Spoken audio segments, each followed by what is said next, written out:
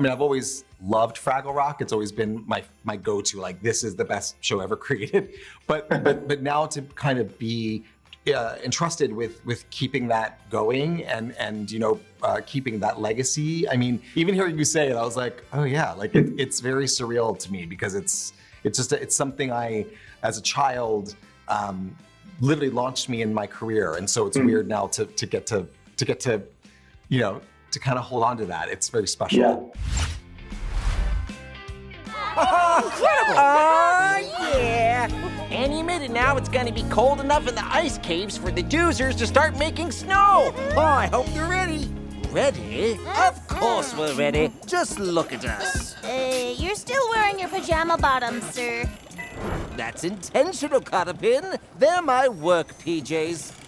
Because I have my dream job.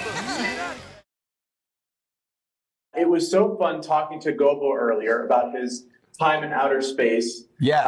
I'm curious about what led to that decision, because that's a big moment for him.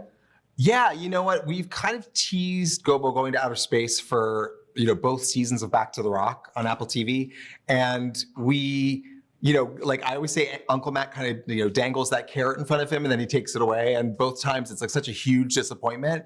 And so we decided, like, for the special, we wanted to raise, the production value. We wanted to raise the stakes. We wanted to make it a true special. And so one of the first things we decided was it's time for Gobo to finally go to outer space and really experience not just outer space with like a doc's office, but truly our world out in the open. Right. And so it was a big decision because it's definitely a step forward for the character and for the show. But we felt like it was the right time to do it. Yeah, that's lovely. There's a really powerful lesson in this special too about kind of valuing the holiday season as it comes rather than trying to recreate nostalgia or recreate favorite holiday memories, which, I don't know, that resonated with me, and I think adults can resonate with that too. But I'm curious why that was a theme you were interested in exploring. Yeah, it's funny, we were very conscious about that because I think we were sharing stories about our, holiday experiences growing up and how they're different now. Things have changed, right? And a lot of families are facing that where they can't maybe take the trip that they always take, or the weather's different than it used to be, or, and I think it was important to share with families that exactly what you said, that just because it's not the thing you did before doesn't mean that it's not going to be maybe even better. Maybe a brand new tradition, a new experience might become your new thing.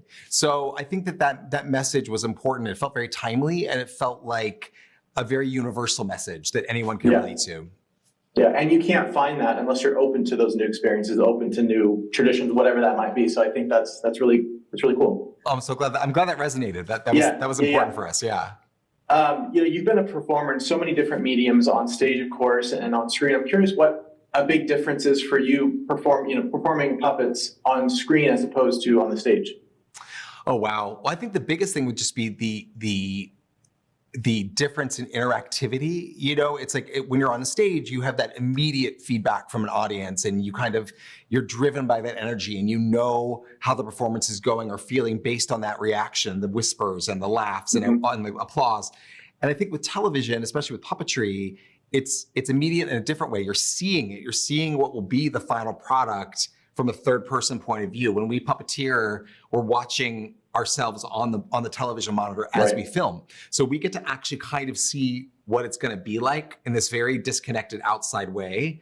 So it's immediate in a different way, but you just don't have that live audience. What I love is when we can make the crew laugh, make the crew break up.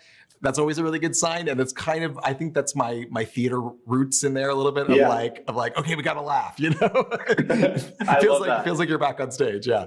Yeah, for sure. I mean, you've been a part of the Fraggle Rock family for a while, but I believe earlier this year, you joined the Jim Henson Company as the creative supervisor of Fraggle Rock. How has that changed your relationship to the franchise, and what does your day-to-day role look like now as opposed to before? Well, first of all, it's a huge privilege and a huge honor. And if anything, it makes me feel so much more protective of them. I mean, I've always loved Fraggle Rock. It's always been my go-to, like this is the best show ever created. But now to kind of be entrusted with keeping that going and keeping that legacy. I mean, Jim Henson, was and is my hero, will always be my hero. And to think that this thing that he created out of such a want to make the world a better place, that I have the privilege now to get to wake up every morning and somehow contribute to that in a more direct way. It literally is like a dream come true. And I just, even hearing you say it, I was like, oh yeah, like it's very surreal to me because it's something I, as a child, literally launched me in my career. And so it's weird now to get to, you know, to kind of hold on to that. It's very special. Yeah, that's really meaningful. With the Fraggle Rock back to the live show, I'm curious, my last question, you have that tour. I'm curious if there's a future where we could see the Fraggles head to Broadway. Oh, I would love that. Well, you know, we're going to be at the New Victory Theater this spring, which is really exciting for an extended run. So we'll technically be on Broadway. We'll be on 42nd Broadway. But I have big dreams for them. And I'm like, yeah, I could see the Fraggles, you know, doing like a limited run, you know, Love to see the Palace Theater, you know, Red sitting on the edge of the stage singing her best Judy Garland. Come on, we could do it. I mean, love it.